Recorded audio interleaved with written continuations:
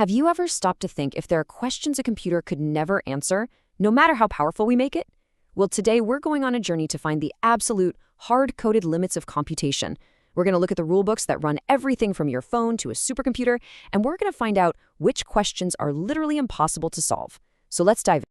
So let's start with a really basic question. How on earth does a hunk of silicon actually understand the code we write?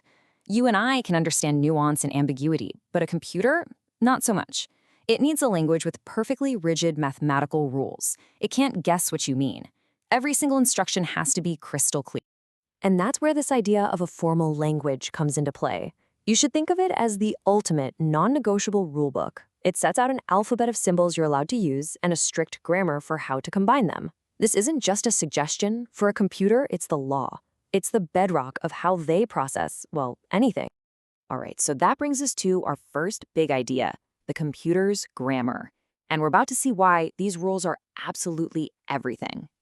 Okay, take a look at this. This shows you exactly what happens when your grammar is bad. You see the expression 3 times 2 plus 5. Now, is that 3 times 2 and then you add 5, which gives you 11? Or is it 2 plus 5 and then you multiply by 3, which gives you 21? That problem is called ambiguity, and for a computer, it's a complete disaster. Its rules have to give it one and only one way to read a command. No gray areas allowed. Okay, so let's start our climb up the ladder of computation. We're on level 1, machines without memory. And that's the key right there. These machines have zero recollection of what they've just seen. They live completely in the present moment. So, what can a machine with no memory even do? Well, its main job is to find simple patterns. You know when you hit Control F to find a word in a document? That's exactly the kind of thing we're talking about. The language used to describe these patterns is called regular expressions. And trust me, these things are everywhere, even if you don't realize it. They're the little engines that pull email addresses out of a huge block of text, scrape data from websites, or just check if you've typed a date in the right format. They're the unsung workhorses of simple pattern matching. So, the machine that actually understands these regular expressions has a bit of a mouthful of a name, a deterministic finite automaton. But let's break that down, because it's actually pretty simple. Finite just means it has a limited set number of states it can be in. Automaton is just a fancy word for a machine that runs on its own. And deterministic, this is the important part, means it's not a gambler. For any state it's in and any symbol it reads, there is only one possible move it can make. No guesswork, no ambiguity. But its crucial weakness, its Achilles heel, is that it has no memory. Yeah, that whole no memory thing, it's a real deal breaker for more complex jobs. So it's time to level up. Welcome to level 2, where we're going to give our machine a serious upgrade. We're adding a stack. Just think about this for a second. How would you check if all the parentheses in a line of code are balanced? You'd have to remember every time you saw an opening bracket, right? So you can match it with a closing one later. A machine with no memory? It has no chance. It's completely lost. This is exactly where our level 1 machine just throws its hands up and quits. And here is the solution. The push-down automaton. This slide lays it out perfectly. On the left, our old friend, the finite automaton. No memory, can't count, pretty limited. But on the right, the new and improved model. It has a special, simple kind of memory called a stack. The best analogy is a stack of plates. You can only add a new plate to the top, and you can only take the top plate off. This simple last-in, first-out memory is a total game changer. It's what lets the machine handle nested structures, like making sure the number of A's perfectly matches the number of B's. Okay, let's actually watch it in action here. The machine is reading the string AAAB. For that first A, it pushes a marker, an A, onto the stack. For the second A, it pushes another A, and a third time. So now the stack has 3 A's piled up. Then it sees a B. What does it do? It pops one of those A's off the top. It sees the next B, it pops another A. And for the final B, it pops the last A. What's left on the stack at the very end? Nothing. It's empty. That's the signal. That's how it knows every A had a matching B. The string is valid. Now, a more powerful machine needs a more powerful rulebook, and that's called a context-free grammar.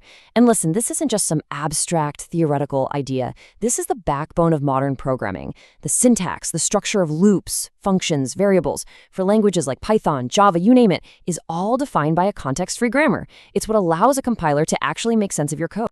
Okay, so we've added some basic memory. But can we go even further? Is it possible to create a machine so powerful it could solve any problem that can be solved with an algorithm? Well, that brings us to level 3, the theoretical peak of computation, the universal algorithm. Everybody, meet the Turing machine. This was dreamed up by the legendary Alan Turing way back in 1936, long before modern computers were even a thing. And its design is just beautiful in its simplicity. You have an infinitely long tape that acts as memory, a little head that can read, write, and move along the tape, and a set of states. That's it. And believe it or not, this simple model is the blueprint for every single computer ever built. The real magic of the Turing machine is its universality. It is so powerful, it can simulate any algorithm that can be logically conceived. If you can describe how to solve something in a series of logical steps, a Turing machine can compute it. That makes it the ultimate model of computation. Now, you might be thinking, okay, what if we soup it up, give it multiple tapes, or a whole 2D grid for memory? And that's a great question, but it turns out none of these fancy variations add any fundamental power. They might solve a problem faster, sure, but they can't solve any new problems that the basic single-tape Turing machine couldn't already handle. Its computational power is absolute. So we've reached the pinnacle of computational power. We're at the top of the mountain. But this absolute power leads to a fascinating and, frankly, kind of terrifying final question. Welcome to the final boss, problems no machine can solve. Let that one sink in for a second. Is it possible that there are problems out there that are, by their very nature, logically impossible to solve with any algorithm on any computer ever? The answer is a resounding mind-bending yes. These are called undecidable problems. For these problems, we can prove that no algorithm, no Turing machine, can ever be built that is guaranteed to give a correct yes or no answer for every possible input. This isn't about not having enough time or memory, it's a fundamental logical barrier.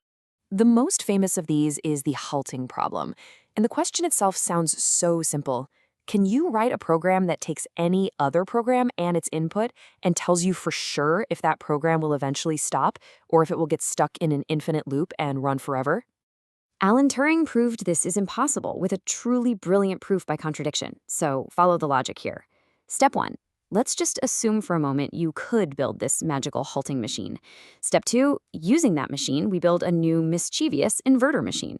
This new machine does the exact opposite of what the halting machine predicts. If it says a program will halt, our inverter loops forever. If it says the program will loop, our inverter halts. Now, step 3 is the paradox. What happens if we feed the inverter's own code into itself? Well, if it's supposed to halt, it must loop. If it's supposed to loop, it must halt. It's a logical impossibility. This contradiction proves our first assumption was wrong. A halting machine simply can't exist. And the halting problem isn't just some weird one-off curiosity. There are plenty of other undecidable problems, like the post-correspondence problem, which is a complex tile matching game. And get this, even something as practical as creating a perfect antivirus program is undecidable. Why? Because proving with 100% certainty that a piece of code is a virus is logically the same as solving the halting problem, and therefore it's impossible.